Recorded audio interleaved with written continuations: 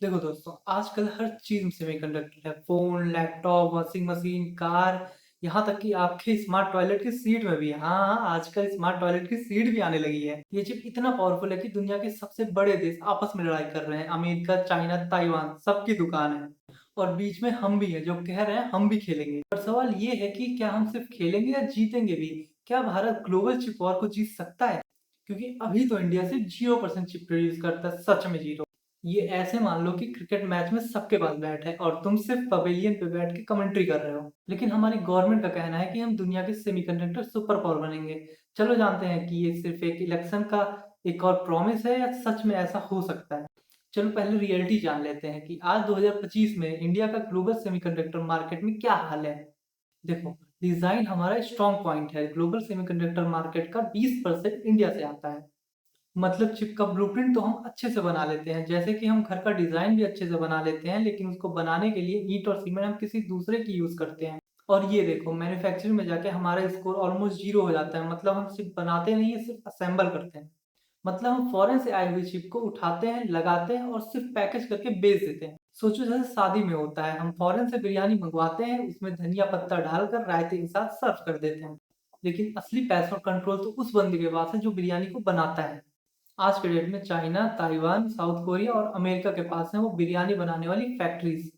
तो गवर्नमेंट को पता है कि हमें अपनी खुद की बिरयानी बनानी पड़ेगी। इसीलिए मोदी सरकार ने दिसंबर 2021 में अपना खुद का इंडियन सेमीकंडक्टर मिशन लॉन्च कर दिया, यानी कि आईएसएम, जिसका बजट 76,000 करोड़ रुपए है, यानी कि $10 बिलियन। हाँ, इतना पैसा। और ये पैसा मिलेगा किसको? ज्यादा मत सोचिए, मैं बताता हूँ। ये मिलेगा उन कंपनीज को जो इंडिया में सेमीकंडक्टर फैक्ट्रीज लगाएंगी, और गवर्नमेंट उन सभी कंपनीज को 50% सब्सिडी देगी।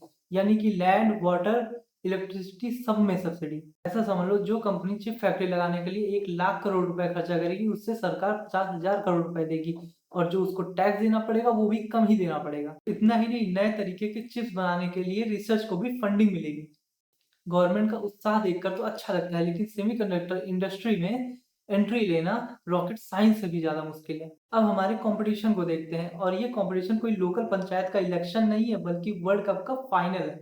तो पहले आता है ताइवान की टीएसएमसी। इनका तो पूरा देश ही चिप फैक्ट्री है। दुनिया की 90% से भी ज्यादा एडवांस चिप यही बनती है। इनके पास ऐसी टेक्नोलॉजी है जो दुनिया में किसी के पास नहीं है। और फिर आता है साउथ कोरिया का सैमसंग।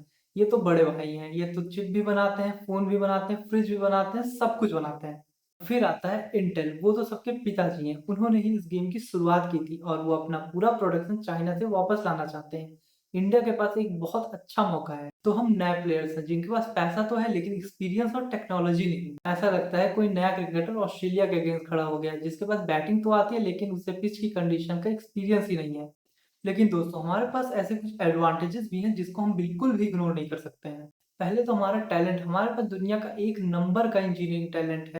चिप डिजाइन में तो हम ऑलरेडी वर्ल्ड लीडर्स हैं। मतलब हमारे पास वो दिमाग है जो नए और बेहतरीन चिप्स का डिजाइन सोच सकता है। और दूसरा, हमारा डोमेस्टिक मार्केट, जो दुनिया का थर्ड लार्जेस्ट स्मार्टफोन मार्केट है। मतलब अगर हम चिप बनाए तो कस्टमर तो हमारे पास पहले से ही है। और तीसरा, हमारा लेबर कॉस्ट, जो ताइवान और कोरिया से 60 से 70% तक कम है। हमारी टाइमिंग भी बहुत अच्छी है। अमेरिका और जापान जैसे देश सब चाइना पे डिपेंड नहीं रहना चाहते हैं, वो कोई और ऑप्शन देख रहे हैं, तो वो हमें एज अ अल्टरनेटिव देखते हैं। जैसे ऑफिस का एक एम्प्लॉय चला जाए तो मैनेजर दूसरे को प्रमोट कर देता है। और सबसे बड़ी बात, इस बार तो गवर्नमेंट को भी पूरा सपोर्ट है। अब रियल चैलेंज की बात करते हैं, जिसकी वजह से हमारा कॉन्फिडेंस थोड़ा सा कम हो जाता है। इंफ्रास्ट्रक्चर। इन फैक्ट्रीज को 24 घंटे बिजली की जरूरत होती है। अगर 1 सेकंड के लिए भी बिजली गई, मतलब लाखों करोड़ का नुकसान। हमारे यहाँ तो गर्मी में भी 8 घंटे की लोड शेडिंग होती है। और पानी तो इतना साफ जिसे हम पी भी नहीं सकते। हमारे यहाँ तो नॉर्मल पानी में भी टीडीएस मीटर फट जाता है। और फैक्ट्री तो इतनी स्टेबल चाहिए कि वाइब्रेशन तक ना हो, रॉ मटेरियल्स आसानी से आए और फिनिश प्रोडक्ट आसानी से जाए।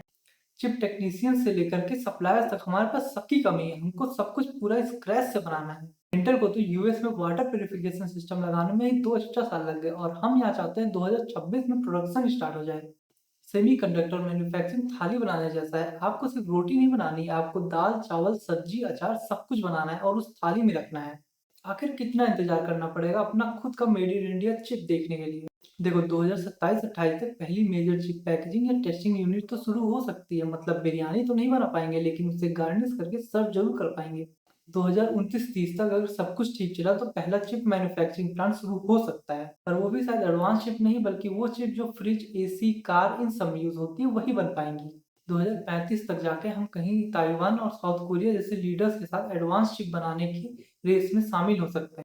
मतलब आप अपने आने वाले बच्चों के लिए तो मेड इन इंडिया चिप खरीद सकते हैं, और अपने लिए तो वही ताइवान वाली ठीक है अभी तो दोस्तों, फाइनल वर्डिक्ट क्या है? क्या इंडिया ग्लोबल चिप पर जीत सकता है? तो शॉर्ट आंसर में बताऊं तो अभी नहीं, और लॉन्ग आंसर पॉसिबल तो है, लेकिन 100 मीटर रेस में नहीं बल्कि मैराथन में। अगर हम अपनी इंफ्रास्ट्रक्चर को सुधार लें और अपनी ब्यूरोक्रेसी को कम करके कंपनीज को ठीक से काम करने दें, अगर हम टैलेंट को रोककर यहीं पर इनोवेशन करने दें, और सबसे बड़ी बात, हमें पेशेंस रखना होगा, तो 10-15 साल बाद हम इस वॉर में एक टॉप 5 प्लेयर जरूर बन सकते हैं। ये वॉर जीतना आसान नहीं होगा, इसमें टाइम लगेगा, पैसे लगेंगे और मेहनत तो बहुत ज्यादा लगेगी। अगर हमने चिप मैन्युफैक्चरिंग में अपनी जगह बना ली तो आने वाली सदी में ग्लोबल इकोनॉमी को हम डोमिनेट करेंगे। तो हाँ, होप तो है, लेकिन हमें होप के साथ रियलिज्म को भी रखना होगा। तो आप क्या सोचते हैं? कमेंट जरूर करिए, और अगर वीडियो पसंद आया हो तो लाइक और शेयर भी करिएगा, और सब्सक्राइब करना तो बिल्कुल मत भूलिएगा। तो मिलते हैं अपने अगले वीडियो में।